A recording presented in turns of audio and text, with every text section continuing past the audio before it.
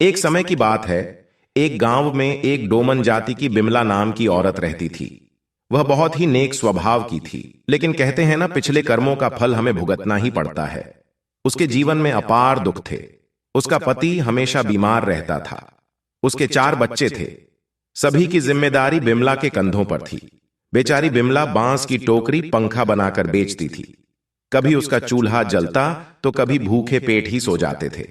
एक बार बिमला बांस की टोकरी और बांस का पंखा एक सेठ के घर बेचने गई। वहां पर उसने देखा कि गणपति बप्पा की पूजा करने से जीवन के सारे दुख दूर हो जाते हैं।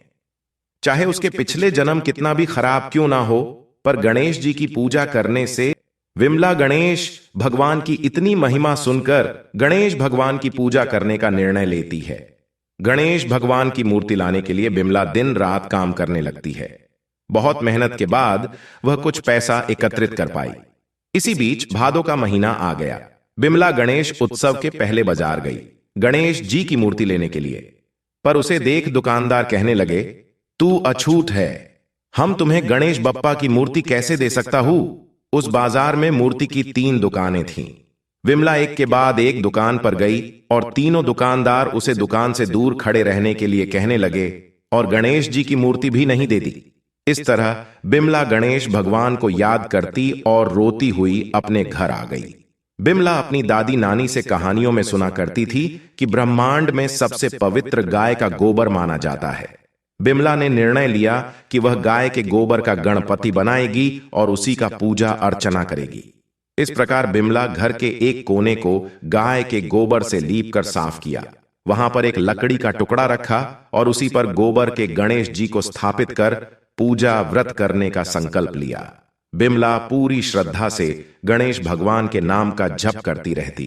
घर में जो भी खाने को रहता गणेश भगवान को अर्पित करती। साथ ही दूध और फूल भी जितना मिलता गणेश भगवान पर अर्पित करती। इस तरह पूजा करते उसे 10 दिन हो गए।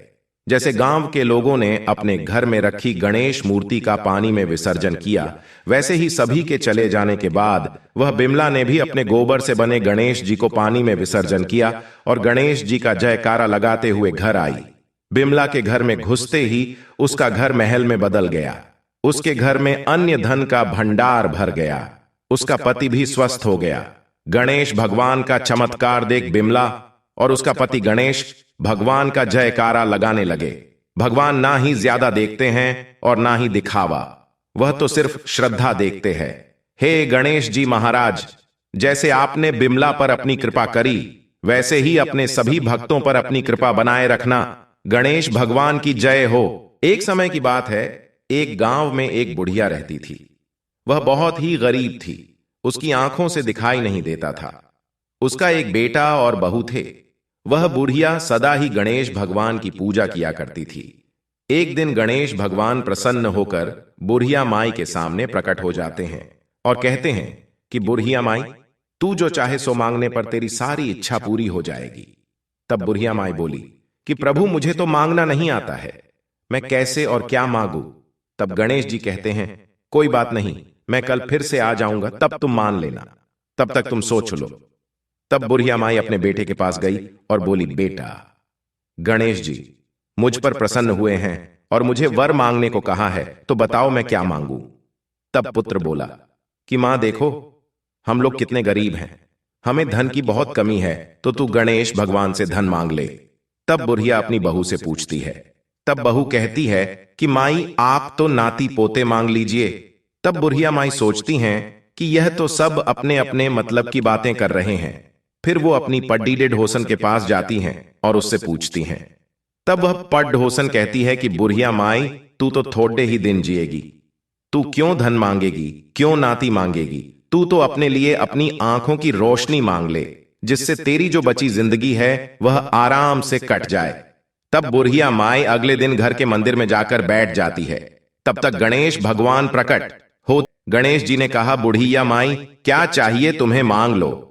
तब बुढ़िया माई कहती हैं कि भगवान, यदि आप मुझे 9 करोड़ की माया दें, निरोगी काया दें, अमर सुहाग दें, आंखों की रोशनी दें, नाती दे, पोता दे और परिवार का सुख दे और अंत में मोक्ष की प्राप्ति दे। यह सुनकर गणेश भगवान बोले कि बुढ़िया माई, तूने तो हमको ठग लिया, फिर भी जो तुमने मांगा है वह सब तुम्हें मिलेगा। इतना कहकर गणेश भगवान अंतर्ध्यान हो गए। बुढ़िया माई ने जो कुछ भी मांगा था वह सब उसे मिल गया। हे गणेश जी महाराज, जैसे आपने उस बुढ़िया माई पर अपनी कृपा करी, वैसे ही अपने सभी भक्तों पर अपनी कृपा बनाए रखना, सबके व्रत को पूर्ण करना। प्रेम बोले गणेश भगवान की जय हो, मां और भगवान की जय हो।